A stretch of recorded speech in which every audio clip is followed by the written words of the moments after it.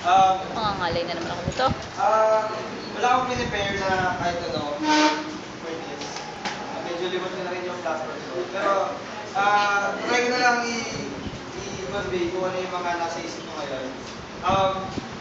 Isang platform na naisip ko dati pa, naisip ko ngayon, napapansin ko na yung marketing ano, as a, may point of view na parang kaasali lang ng marketing this year. Parang nagkikita lang kami ano, close to never. Parang may isang ano kami yung skills training. Masaya siya, natuwa ako doon kasi kaya nga gusto ako mag-run for marketing. Kasi parang di na siya naulit and walang naging hands-on na na assignment para dun sa mga members. Meron lang selected few na nabigyan ng assignments para dun sa sa work ng marketing. So, isip ko na gawing mas friendly to the members of Mata for members of marketing for Mafia yung marketing assignments igawa ng group within there parang maging mas intense yung pag-training and bibigyan sila ng work para gawin na yung dun sa privilege card as early as this sem magbigay na ng assignments dun sa mga members or yung existing members ngayon para maghanap ng sponsors for the privilege card.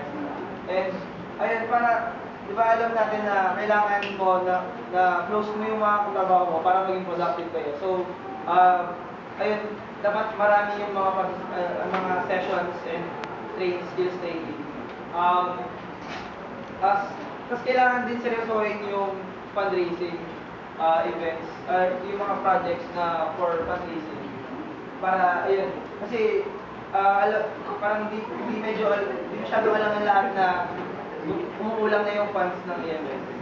So yun yung platforms ko. Gusto ko lang sabihin na gusto ko lang sabihin yung weaknesses ko. Para malaman nyo, wala akong masyado experience kasi nga yun, once lang ako nakapag-training session dun sa EMS, sa marketing.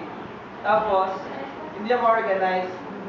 Kasi, yun nga, nag-aaral lang ako for month 1 to 2, kahapon lang. Tapos mamaya lang ako mag-aaral ng accounting. Tapos sa Thursday lang ako nagawa ng mag-aaral ng 1 by 1. So, hindi ako organized. Tapos, hindi na ako sobrang sipag.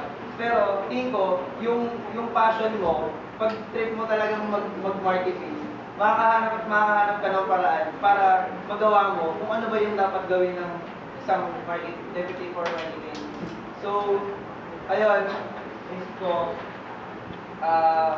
sinabi ko yung weaknesses ko para malaman nyo na maliit yung tiwala ko sa sarili ko, pero gusto ko mapatunayan sa sarili ko kung kaya ko ba talaga. Although may duda ako. So, kung mas may tiwala kayo sa akin kaysa tiwala sa sarili ko, boto nyo ako.